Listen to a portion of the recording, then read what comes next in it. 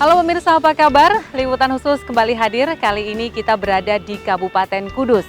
Kita akan mengulas bagaimana pemanfaatan DBHCHT di Kabupaten Kudus di akhir tahun 2023 ini. Bersama saya Septi Wulandari dalam liputan khusus selengkapnya.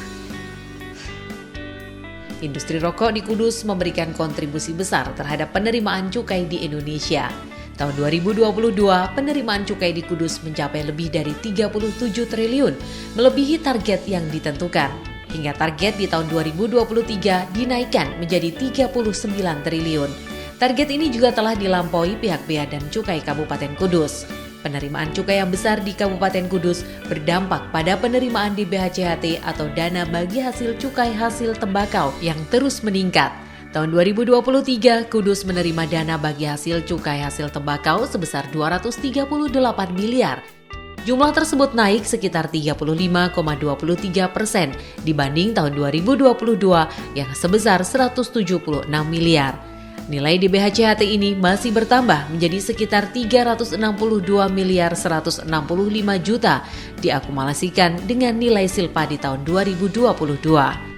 Angka DBHCHT yang besar ini dimanfaatkan semaksimal mungkin oleh pemerintah Kabupaten Kudus untuk kepentingan dan kemaslahatan masyarakat Kudus. Menurut penjabat Bupati Kudus Bergas Catursasi Penanggungan, pemanfaatan DBHCHT tahun 2023 ini masih berdasar pada Peraturan Menteri Keuangan atau PMK 215/PMK07/2021. Dalam aturan ini, DBHCHT dialokasikan 50% untuk bidang kesejahteraan masyarakat, minimal 40% untuk bidang kesehatan, dan 10% untuk penegakan hukum atau pengawasan. Namun di tahun ini, DBHCHT Kabupaten Kudus dapat digunakan untuk kegiatan lain sebagai prioritas daerah seperti pemberian BLT, pembangunan jalan, maupun infrastruktur lainnya. Di Kabupaten Kudus, anggaran pagu untuk bidang kesejahteraan masyarakat sebesar 142 miliar 73 juta 566 ribu. Bidang kesehatan 149 miliar 364 juta. Bidang penegakan hukum sebesar 22 miliar 487 juta dan kegiatan lain sesuai dengan prioritas daerah sebesar 48 miliar 240 juta. Ya, saya sudah bersama dengan pejabat Bupati Kudus, Bapak Bergas. Selamat pagi, Pak. Pagi. Terima kasih loh sudah meluangkan waktunya hari ini bersama kami gitu ya untuk saya mau nanya-nanya banyak hal tentang DBHCHT di Kabupaten Kudus. Ya, gimana nih Pak? Ini sudah bulan November, mendekati akhir tahun. Penyerapannya DBHCHT di Kudus gimana? Kan angkanya besar nih Pak di Kudus nih Pak. Ya, tadi sebagaimana yang kami sampaikan bahwa dana bagi hasil cukai itu kan terbagi dari dua tadi ya. Dua ini ada yang untuk kesejahteraan masyarakat, ada yang untuk perindustrian, ada yang untuk kesehatan serta penegakan hukum kan begitu. Ya, penyerapannya ya kita alokasikan untuk hal-hal itu. Itu hanya saja memang nanti ada beberapa pada saat angka ini sudah dirasa cukup maka kita gunakan untuk memprioritaskan terkait dengan program strategis daerah. Oke, nah ini seperti apa saja ini maksudnya implementasinya di tiap-tiap bidang tadi ya untuk anggaran DBHCHT. Tapi kayaknya kita enakan duduk ya Pak ya. Monggo silakan. Kayaknya agak ini loh Pak ini. Maaf loh sampai lupa. Ternyata ada tempat duduk di sini. Kayak enak duduk ini Pak, saya kok agak-agak dangak gitu. Monggo. Semoga kuat Mbak. Ya udah kuat, ini kayaknya kayu jati Pak, jadi kayaknya kuat Pak, aman Pak gitu ya. Pak ini kalau dirinci satu-satu nih Pak Bergas, yang pertama adalah untuk kesejahteraan masyarakat gitu. Apa saja yang sudah dilakukan lah dari kebijakan-kebijakan atau upaya yang dilakukan pemerintah Kabupaten Kudus terkait dengan bidang kesejahteraan masyarakat ini. Ya, alokasi dari 50% itu kan 30% sendiri ya. Nah itu memang kita alokasikan untuk bantuan langsung tunai kepada para buruh yang tentunya beralamat di Kabupaten Kudus ya. Dan ini kan perusahaan pasti sudah memiliki datanya. Nah itu kita alokasikan buat mereka yang memang sementara ini dialokasikan selama 4 bulan. Nah nanti pada saat nanti di perubahan kita masukkan lagi untuk 2 bulan berikutnya. Oke, jadi masih ada yang BLT 2 bulan ini yang belum tersalurkan gitu ya, tetapi ini akan diberikan ke buruh-buruh di Kudus ya untuk BLT ini. Ini berapa sebenarnya kalau untuk buruh yang mendapatkan di Kabupaten Kudus ini? Ya, kalau data yang tadi kita terima itu sekitar 65.000 buruh ya. Itu yang memang yang langsung berkaitan dengan produksi rokok. Oke, yang langsung bersinggungan gitu ya dengan industri rokok. Ini kan jumlah di BHCHT di Kabupaten Kudus ini kan cukup besar ya Pak ya. Angkanya di tahun 2023 itu sekitar 360 sekian. 360 miliar, angka yang luar biasa besar gitu ya. Nah, boleh dirinci lagi untuk kegiatan yang kayak misalkan tadi kan untuk kesejahteraan masyarakat BLT gitu. Yang lainnya lagi apa saja nih Pak yang di Kabupaten Kudus? Ya, yang untuk perindustrian itu bagaimana kita meningkatkan para pabrik-pabrik rokok itu dalam satu kawasan yang baik ya, kawasan terpadu. Seperti lingkungan industri rokok itu kan ada LIG di tempat kita itu. Jadi kita bangun untuk itu dan kita kembangkan lagi di tempat-tempat lainnya. Oke, sudah ada kan ya kawasan industri rokok di itu. Terus sudah. Ini dikembangkan lagi ke dikembangkan lagi yang rencana yang kalau kemarin ada di Kecamatan Jati ini kita kembangkan di Kecamatan Jekulo. Ya, jadi harapannya nanti ya masyarakat nanti tidak jauh-jauh lah itu. Khususnya untuk mengakomodir pabrik-pabrik rokok yang kelas kecil ya. Oh gitu, jadi itu nanti industri-industri rokok yang mungkin skalanya kecil itu akan terakomodir dalam satu lingkungan yang baik gitu. Ada banyak ya Pak, maksudnya itu targetnya akan ada berapa kira-kira industri rokok di Kudus kan banyak sekali? Banyak, karena kan tidak hanya pabrik rokok besar saja, tapi ada yang kecil-kecilnya juga ya tentunya ini kan bisa diakomodir kan begitu. Kalau misal, maksudnya tujuannya adalah mereka akan diakomodir dalam satu kawasan itu untuk seperti apa nih? Ya dari sisi pengawasannya lebih tertib, kan itu kan ceritanya ini kan cukai ya tidak ya istilahnya memberantas cukai ilegal ya kan gitu kan. Nah dengan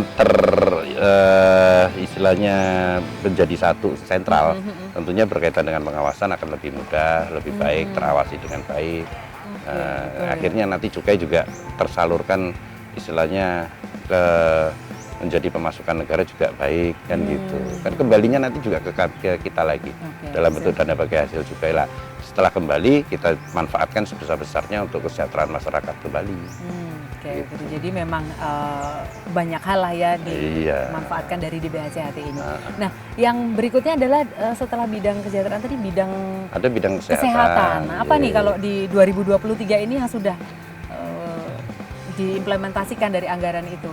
Ya selain peningkatan sarana prasarana, tentunya juga yang berkaitan dengan program strategis nasional. Ya salah satunya adalah bagian daripada bagaimana menurunkan persentase stunting. Nah, itu kan juga menjadi bagian penting daripada membangun negara ini biar nanti generasi selanjutnya itu tidak mengalami stunting ya. Nah ini kan menjadi program. Nah itu bagian daripada itu. Selain itu lagi apalagi di bidang kesehatan ini Pak, program yang mungkin prioritas juga gitu di Kabupaten Kudus? Yang jelas ya layanan publik yang berkaitan dengan kesehatan. Tadi baik itu sarana prasarana, meningkatkan peralatan yang lebih baik, meningkatkan bangunan ruang yang lebih baik, utamanya pusat kesehatan masyarakat, puskesmas. Oke, di puskesmas itu juga sekarang ini diupayakan untuk secara fasilitas, secara sarana itu juga terus meningkat gitu ya? Ya, pada saat kaitan tadi yang penegakan hukum yang dirasa sudah cukup kan gitu ya, maka itu akan dialokasikan menjadi program prioritas daerah. Seperti apa contohnya? Yaitu tadi jalan. Kan tadi kan karena banyaknya perusahaan yang ada, perusahaan rokok baik dari kelas menengah, kelas kecil sampai kelas besar. Nah, tentunya kan melibatkan daripada buruh rokok. Nah, buruh rokok itu pada saat beraktivitas menuju ke tempat kerjanya, mereka melalui jalan-jalan. Bagaimana supaya kendaraan yang mereka gunakan tidak cepat rusak. Nah itu kan akses untuk menuju ke sana kan kita perbaiki. Tidak hanya jalan, termasuk lampu, kan begitu. Semuanya masuk di situ ya. Tetapi kan secara aturan itu kan sebenarnya kalau tidak salah ya Pak ya, tidak, dan DBHCHT ini kan tidak bisa dimanfaatkan untuk infrastruktur gitu. Bagaimana kemudian di Kudus ini bisa gitu memanfaatkan itu untuk pembangunan program strategis daerah ini? Karena yang program yang sudah diatur dalam PMK itu yang tadi berkaitan kesejahteraan masyarakat, yang 50% tadi, kemudian 40% buat kesehatan, kemudian 10% buat penegakan hukum. Kalau memang dirasa cukup, kenapa tidak? Sebagian kita tarik menjadi bagian daripada peningkatan infrastruktur di Kabupaten Kudus. Nah yang terakhir ini Pak, yang juga kalau tadi disampaikan oleh Pak Bupati bahwa penegakan hukum di Kabupaten Kudus terkait cukai ini sebenarnya sudah cukup sudah cukup berhasil mungkin ya, kalau bisa dibilang gitu. Tetapi itu juga masih terus diupayakan gitu sosialisasi tentang itu. Gitu. Betul, karena dengan sosialisasi akhirnya masyarakat memahami, mengerti bahwa pembangunan yang selama ini dialokasikan dari dana bagi hasil cukai itu ya untuk kesejahteraan mereka, gitu, dalam bentuk sosialisasi, dan itu kita terus lakukan. Itu semua lapisan masyarakat mendapatkan sosialisasi tentang itu.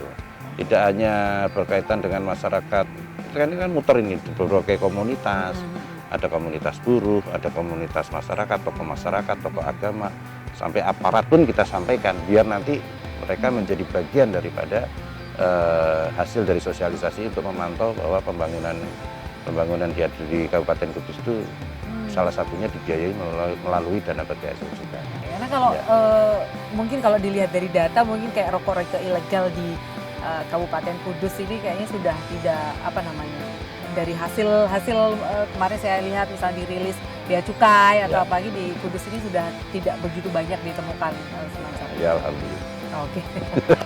Kalau begitu mudah-mudahan nanti program-program ini yang tadi memang bagus gitu ya, program strategis daerah, kemudian juga mendukung program strategis nasional seperti penanganan stunting ini berjalan dengan lancar dan anggaran di BHCHT di Kabupaten Kudus terserap dengan baik untuk kepentingan masyarakat. Amin. Ya, terima kasih Pak Bupati. Terima kasih banyak.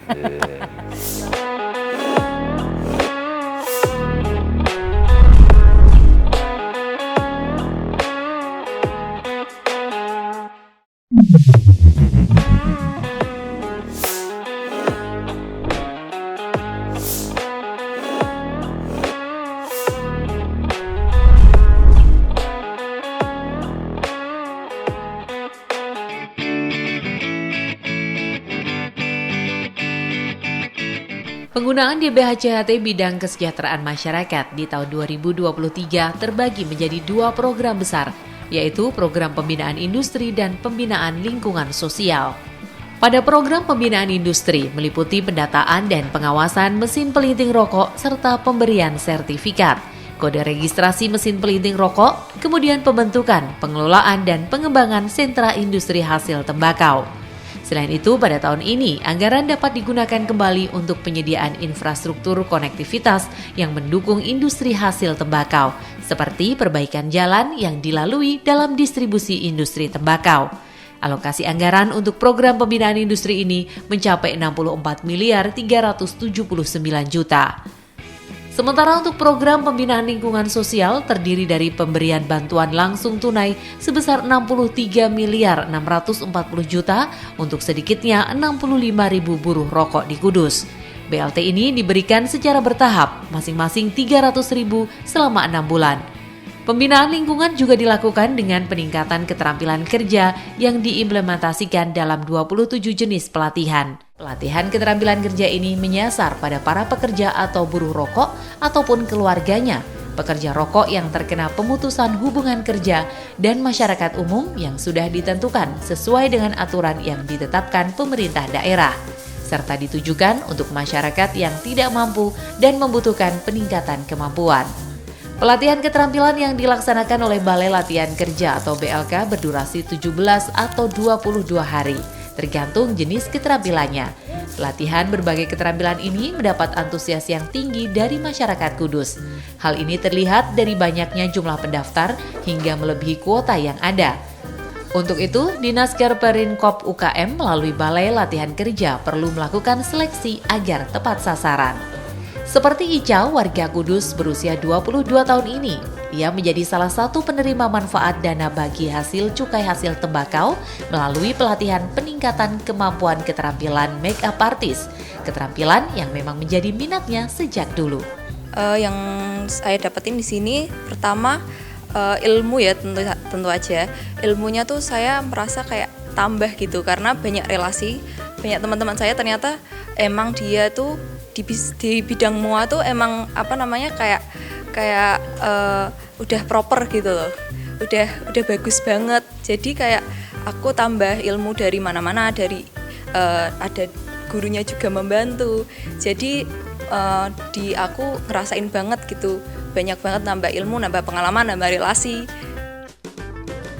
Pada bidang kesehatan, pemerintah Kabupaten Kudus memaksimalkan anggaran pada berbagai program seperti pelayanan kesehatan, baik kegiatan promotif, preventif maupun kuratif, dan rehabilitatif dengan prioritas pendukung upaya penurunan angka stunting. Pemerintah juga mengoptimalkan penyediaan atau peningkatan sarana prasarana seperti penambahan ruangan pada fasilitas kesehatan, rehabilitasi bangunan, pemeliharaan bangunan maupun peralatan. Sejumlah fasilitas kesehatan juga ditingkatkan mutu pelayanannya melalui anggaran DBHCHT, pembangunan rumah sakit serta sarana dan prasarana, serta pengadaan alat-alat kesehatan, obat-obatan, vaksin, serta pengadaan prasarana dan pendukung fasilitas kesehatan seperti ambulan untuk beberapa puskesmas.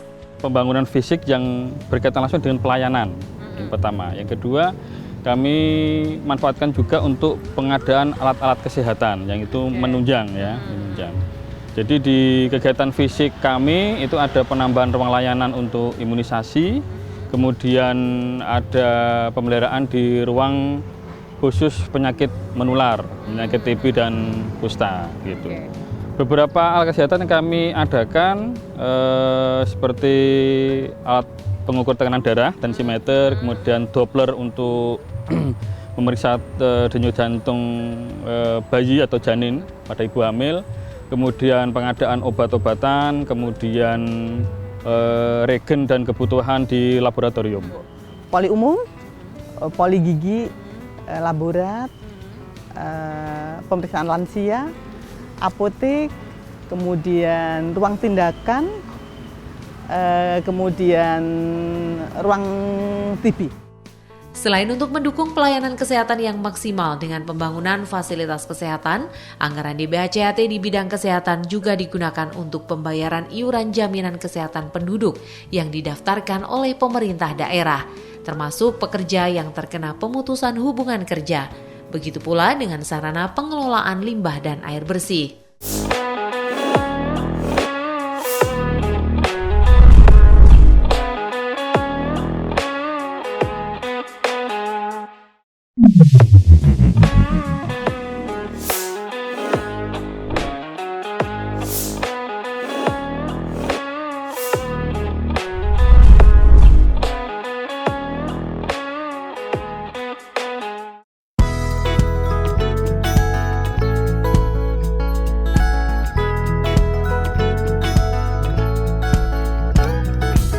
Penggunaan anggaran DBHCHT tahun ini cukup berbeda dengan tahun sebelumnya. Tahun ini ada sedikit kelonggaran dalam implementasi peraturan Menteri Keuangan terkait penggunaan DBHCHT. Ketua DPRD Kudus Masan mengatakan tahun ini pemerintah Kabupaten Kudus dapat mengalokasikan anggaran DBHCHT untuk kegiatan lain yang menjadi prioritas dan kebutuhan daerah. Pemerintah menganggarkan sebesar 48 miliar 240 juta atau hampir 50 juta untuk berbagai kegiatan yang menjadi prioritas daerah, antara lain pengadaan tanah TPA dan instalasi pengolahan lumpur tinja, pengadaan dan pemasangan guardrail, pemeliharaan marka jalan di jalan kabupaten, peningkatan jalan, pembangunan talut, rehabilitasi jalan, pembangunan saluran drainase, dan pembangunan jembatan. Sekarang ini saya sudah bersama dengan Ketua DPRD Kabupaten Kudus, Bapak Masan, dan kita akan bertanya lebih lanjut lagi gitu ya mengenai bagaimana peran dari DPRD sendiri tentang pemanfaatan di BHCHT di Kabupaten Kudus. Kalau tadi ini kita sudah dijelaskan oleh Pak Bupati gitu ya tentang bagaimana strategi daerah dan juga mendukung strategi nasional dalam pemanfaatan di BHCHT ini. Saya akan langsung sapa terlebih dahulu Pak Masan. Selamat pagi Pak Masan. Selamat pagi, Mbak. Terima kasih sudah meluangkan waktunya Pak Masan. Nah, ini terkait dengan pemanfaatan di BHCHT di Kabupaten Kudus Pak Masan. Dari DPRD sendiri sebenarnya perannya itu seperti apa itu untuk mendorong pemanfaatan ini menjadi lebih maksimal? Sesuai dengan tupoksi kami, diantaranya adalah proses budgeting. Nah, dalam menganggarkan dana bagi hasil cukai ini tentunya sudah diatur oleh peraturan Menteri Keuangan yang tentunya kami tidak berani overlapping dari itu. Jadi keluar dari itu tentunya kita tidak berani. Maka sesuai dengan PMK yang ada bahwa 40% itu digunakan untuk kesehatan, yang 50% untuk kesmas, dan 10% untuk penegakan hukum. Ini yang tentunya menjadi patokan kami, dan di dalamnya tentunya kami koordinasikan dengan pemerintah pusat, perwakilan dari Kementerian Keuangan dan dari pemerintah provinsi melalui Biro Isda. Ini yang tentunya dalam proses penganggaran kami berkoordinasi itu. Dan alhamdulillah walaupun PMK-nya secara agak menurut kami belum bisa sepenuhnya bisa bermanfaat sesuai dengan kebutuhan daerah, tetapi tentunya sudah ada titik terang dalam rangka penggunaan dana bagi hasil cukai. Di antaranya tahun ini sudah ada untuk infrastruktur melalui program prioritas kepala daerah atau program prioritas bupati. Ini yang tentunya informasi yang baik untuk kami, dan alhamdulillah sudah 2022 perubahan dan 2023 ini kita sudah sebagian bisa untuk penganggaran di infrastruktur yang selama pandemi itu kita banyak ketertinggalan karena anggaran diserap untuk urusan pandemi. Oke, jadi yang seharusnya memang nggak bisa ya, di tahun-tahun sebelumnya nggak bisa ya untuk pemanfaatan di infrastruktur ini, sekarang ini sudah bisa. Berapa banyak Pak dari anggaran di Kudus ini? Kan tadi penjelasan dari Pak Bupati ini cukup besar juga, hampir 360 sekian miliar gitu. Ya tentunya sesuai dengan rumus, kalau yang untuk urusan kesehatan itu kan tidak bisa diotak-atik. Ya memang untuk kesehatan itu, apakah itu untuk infrastrukturnya, untuk penanganan stunting, untuk pembayaran BPJS bagi warga yang tidak mampu. Nah itu 40% sendiri. Di luar itu masih bisa digeser-geser ke program prioritas bupati kalau terpenuhi. Tetapi hari ini yang 30% untuk BLT itu belum bisa kita kurangi lah. Gitu. Jadi walaupun lapangan tentunya banyak yang mengatakan bahwa sebetulnya ekonomi ini kan sudah mulai membaik, maka program BLT bisa mungkin diganti nama atau dengan cara yang lain, dengan model yang lain, tidak BLT, karena dengan cara yang lain apakah dalam bentuk misalnya sama-sama untuk buruh ya, misalnya dalam bentuk subsidi untuk rumah atau mungkin untuk rumah buruh dan lain sebagainya, tentu akan lebih bisa bermanfaat secara maksimal. Tetapi karena PMK-nya berbunyi semacam itu ya tentu kita mengikuti apa yang menjadi aturan dari Menteri Keuangan. Tetapi program prioritas itu masuk di dalamnya di angka yang kurang lebih untuk tahun ini ya sekitar program prioritas dan yang ada di Kesmas itu di angka kurang lebih 50-an atau 60-an miliar lah. Kurang lebih di angka itu.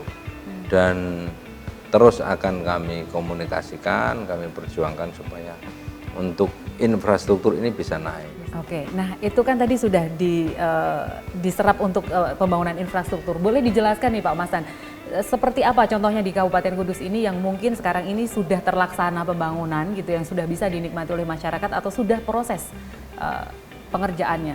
Banyak ruas jalan yang memang sudah bisa dirasakan oleh masyarakat, sudah jadi. Terus ruas jalan yang hari ini sedang dikerjakan juga ada di PUPR yang tentunya sudah bisa dirasakan oleh masyarakat. Kalau kita pakai dana non cukai, APBD kita di Kudus agak kita belum kurang bisa memenuhi anggarannya, gitu ya? Belum bisa, karena kita masih cukup besar untuk di belanja pegawai yang tentunya kita harus mulai menata bagaimana supaya anggaran itu bisa kita hemat, manfaatnya kembali ke masyarakat. Dan alhamdulillahnya ini ada dana cukai yang kita dapatkan cukup besar ini. Ya, terus kita komunikasikan agar penggunaannya tadi longgar. Oke, jadi dari DPRD sendiri terus mengawal sebenarnya ya bagaimana pemanfaatan ini memang biar sesuai dengan kebutuhan dan aspirasi masyarakat seperti itu. Sesuai dengan tugas kami, penganggaran. Tentunya kami menganggarkan yang menjadi aspirasi masyarakat. Anggaran itu direncanakan secara baik, biar manfaatnya juga baik untuk masyarakat dan masyarakat merasa bahwa pemerintah itu hadir di tengah-tengah kebutuhan masyarakat yang ada. Oke, baik, terima kasih Pak Masan atas waktunya. Selamat untuk melanjutkan aktivitas kembali. Terima kasih. Bidang terakhir yang dialokasikan dari DBHCHT adalah bidang penegakan hukum. Bidang ini merupakan alokasi anggaran terkecil dibandingkan bidang lain. Dalam penegakan hukum, Pemkab Kudus mengoptimalkan serapan dengan berbagai program, seperti pembinaan industri melalui pengelolaan dan pengembangan kawasan industri hasil tembakau. Pemkab juga melakukan sosialisasi ketentuan di bidang cukai, baik secara tatap muka maupun melalui media massa. Sosialisasi ini dilakukan menyasar berbagai sektor masyarakat, mulai dari aparatur desa, anggota Persid dan Bayangkari, anggota PKK, relawan BPBD, dan masyarakat luas lainnya. Sosialisasi ini dilakukan untuk memberikan pemahaman pada masyarakat terkait aturan dan undang-undang di bidang cukai serta penggunaan DBHCHT di Kabupaten Kudus. Pemanfaatan daripada cukai, yaitu 50%-nya untuk kesejahteraan masyarakat, 40%-nya untuk kesehatan, 10%-nya untuk penegakan hukum berkaitan cukai. Alhamdulillah ini dijaga. Tapi akan saya gandenkan dengan informasi biar ibu-ibu nggak kaget berkaitan dengan pembangunan. Maka akan saya ceritakan 10% cukai tadi itu menjadi kepentingan negara, bagaimana kenapa kok ini harus diamankan, kenapa ini kok jangan sampai ada rokok ilegal, karena ini untuk pembangunan. Maka manfaatkan dana cukai yang besar ini untuk lingkungan ibu-ibu semuanya, ibu-ibu PKK. Produk menceng-menceng sini apa misalnya ini undangan pelatihan yang dilatih ibu-ibu di lingkungan jenengan. Di situ terus dijadikan ibu penggerak yang nantinya untuk ikut sosialisasi tentang penanganan stunting, kebersihan lingkungan, harmonisasi dan lain sebagainya. Karena ibu-ibu ini kalau sudah menjadi menjadi juru bicara itu luar biasa. Ampuh ibu-ibu ini. Menurut hasil survei, ibu-ibu di Jawa itu bisa dipercaya daripada bapak-bapak. Aja selesai. Benar apa buatan ini? Sangat benar. Realisasinya seperti apa? Ya, monggo-monggo benar. Maka tentu dengan hasil survei ini, ibu-ibu bisa menjadi juru bicaranya pemerintah kabupaten, bisa menjadi bisa membantu program-program pemerintah dalam rangka penanganan misalnya kemiskinan, misalnya bantuan sosial yang dari pemerintah kabupaten, pelatihan-pelatihan seperti tadi, ibu-ibu yang membutuhkan, itu kalau influencernya, kalau juru bicaranya itu ibu-ibu, kalau ini kompak bahasanya sama, stunting terus hilang. Selain sosialisasi, Pemkab juga gencar mengkampanyekan pemberantasan rokok ilegal serta operasi bersama pemberantasan rokok ilegal bersama dengan Bea Cukai setempat yang diinisiasi oleh pemerintah daerah. Pemerintah Kabupaten Kudus terus berupaya memaksimalkan penyerapan anggaran di BHCHT di tahun 2023 ini dengan berbagai program yang sesuai dengan kebutuhan masyarakat Kudus. Saya Seplandari, sampai jumpa dalam liputan khusus selanjutnya.